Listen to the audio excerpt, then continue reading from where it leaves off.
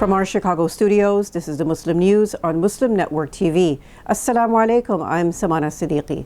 India has suspended the Indus Water Treaty, a water-sharing agreement with Pakistan.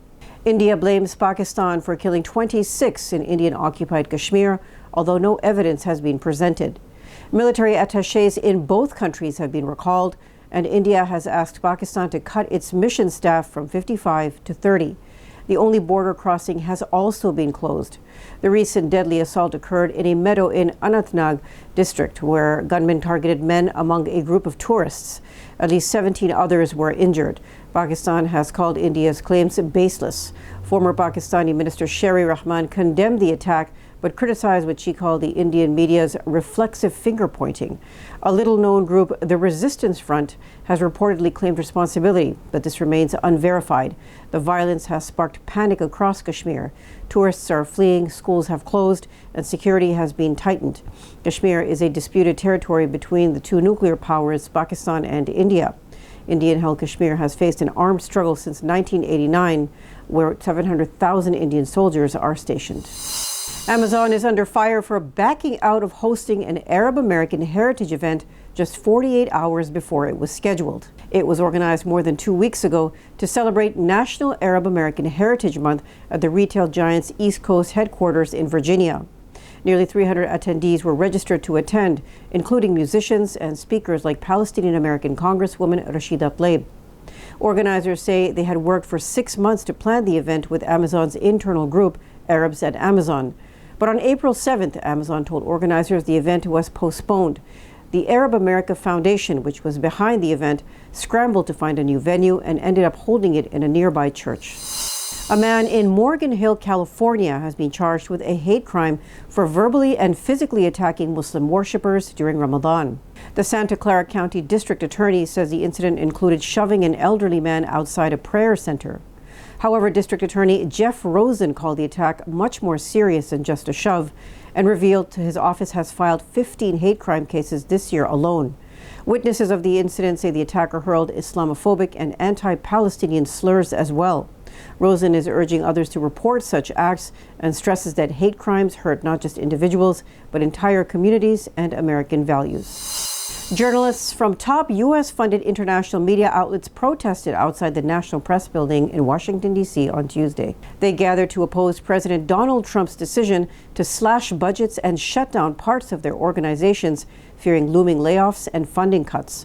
The protest included employees from Voice of America, or VOA, Radio Free Europe, Radio Liberty, Radio Free Asia, and Al Hurra. The channels are overseen by the U.S. Agency for Global Media.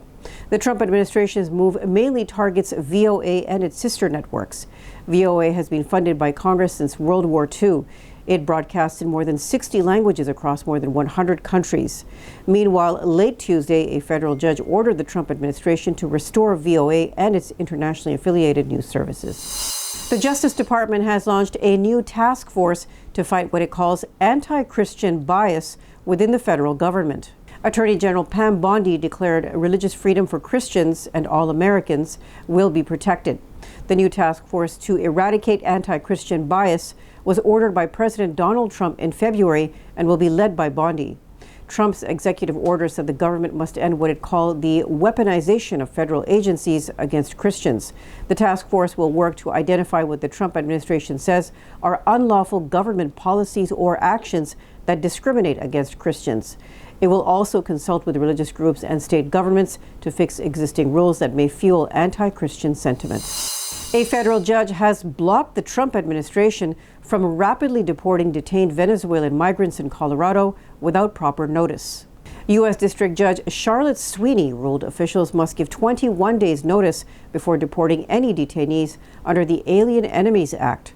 The court cited the Supreme Court's stance that those facing removal must get enough time and notice to challenge their deportation in court.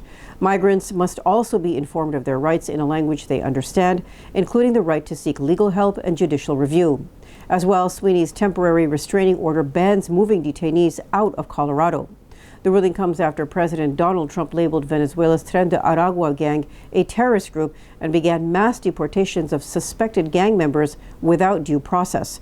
The Justice Department has been using the rarely invoked Alien Enemies Act of 1798 to justify deportations of Venezuelan and Salvadoran detainees. The authorities are transferring some to prisons in El Salvador. Members of Congress meet Mahmoud Khalil. Details after the break, so stay tuned and we'll be right back.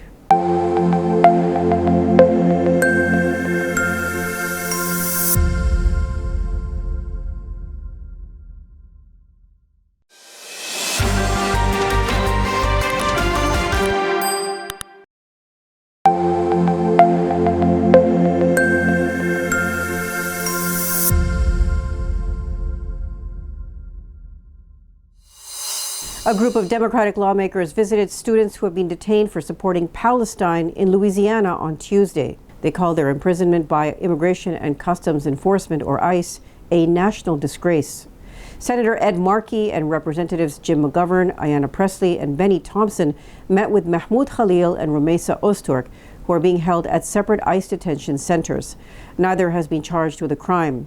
Öztürk, a Turkish PhD student at Tufts University, was arrested in March after co-authoring an op-ed urging her school to divest from Israel. She was picked up on her way to an iftar meal in Ramadan and allegedly denied food, water, and medical care despite having asthma.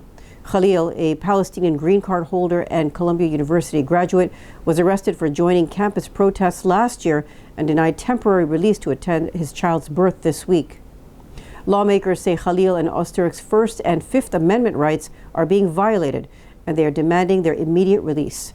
Pressley said Öztürk was kidnapped, while McGovern warned of a new era of McCarthyism. The Trump administration transferred them to Louisiana, placing them under the jurisdiction of the conservative Fifth Circuit Court. ICE is using a rarely invoked law allowing deportation over foreign policy concerns. Both detainees are challenging their detention in court. Vice President J.D. Vance said the 21st century could become a very dark time for all of humanity if India and the United States fail to build a strong alliance. He was speaking to business leaders and officials in the western Indian city of Jaipur during a 4-day visit to the South Asian nation this week. Vance called the partnership between the two countries the foundation of global progress, noting it is crucial as a counterweight to China. He also contrasted India's confidence with what he called the West's self-loathing. Vance criticized Western pessimism over climate and population issues, saying President Donald Trump's leadership promotes growth and global cooperation with India as a key partner.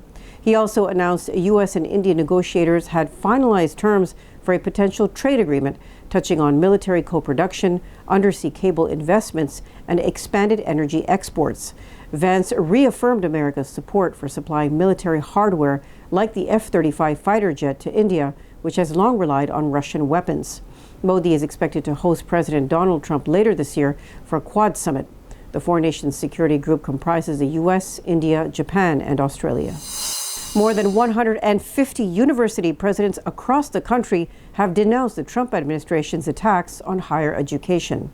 In a joint letter, they said they could no longer stay silent as billions in federal funding are being threatened. They described President Donald Trump's vow to cut funds if schools did not follow his directives unprecedented government overreach. The statement was organized by the American Association of Colleges and Universities. It comes in the wake of Harvard University's recent landmark lawsuit against the Trump administration. Harvard has accused the government of using funding threats to pressure universities into surrendering their independence.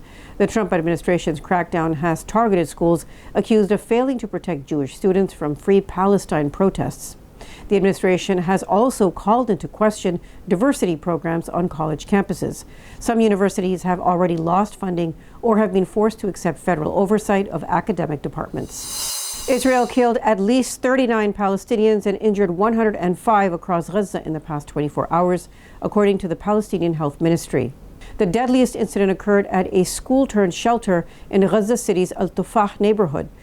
Israeli airstrikes hit the Yafa school, killing at least 23 displaced civilians, including women and children. The strike caused a massive fire, leaving several victims burned beyond recognition.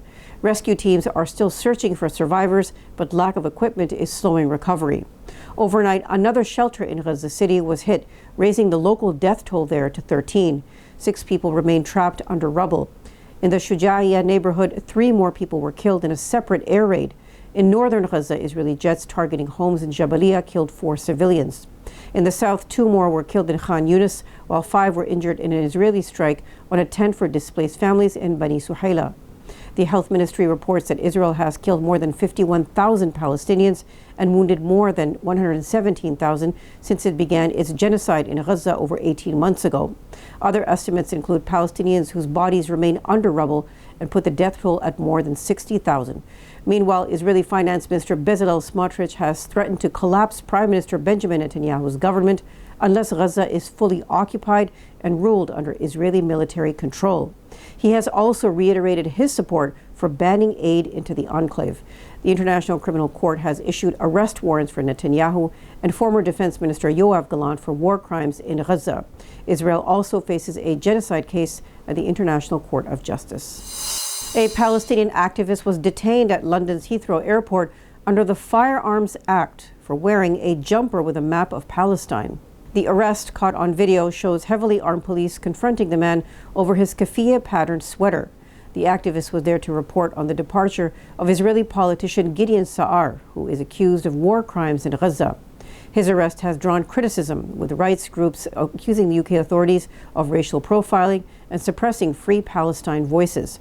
The Metropolitan Police have not explained the basis of the Firearms Act charge. The incident comes amid calls for Sa'ar's arrest. UK and EU-based legal groups have petitioned British courts to allow a private prosecution for his alleged role in Gaza's atrocities. Analysts say this is the latest in a series of cases where individuals faced legal action in the UK for displaying Palestinian symbols, raising concerns about political repression. Philippines President Ferdinand Marcos Jr. signed the Islamic Burial Act on April 11th. The new law requires the prompt burial of Muslims in line with Islamic traditions. Hospitals and morgues must release Muslim bodies within 24 hours, even without a death certificate. Delays due to unpaid fees are now punishable by up to 6 months in jail or a fine. The law also mandates reporting the death within 14 days. Officials say it aims to uphold religious rights and ensure dignified burials for Filipino Muslims across the country. Jordan's government has outlawed its largest opposition group, the Muslim Brotherhood. On Wednesday, police surrounded and searched the party's headquarters in the capital, Amman. The group has operated legally in Jordan for decades. It has widespread grassroots support in major urban centers and has offices across the country. Jordan's Interior Minister, Mazin Fraya, says the ban comes in the wake of alleged links between group members and a sabotage plot. Fraya confirmed all activities by the group are now illegal and that anyone promoting its ideology will face legal action. The ban includes closing all Brotherhood offices, confiscating property, and outlawing its publications. The organization has not yet responded to the ban. In last year's elections, its political wing, the Islamic Action Front, won the most seats amid widespread anger over Israel's genocide in Gaza. Observers warned the government's crackdown on dissent in Jordan could inflame tensions in the kingdom. That's all from our Chicago studios tonight. Thank you for watching Muslim News. We are a community channel dedicated to bringing you stories you can trust. Please like, share, and subscribe to our content. You can also comment to let us know what you think of our coverage. Please donate now by visiting muslimnetwork.tv/donate. For more content, keep watching Muslim Network TV. Salam.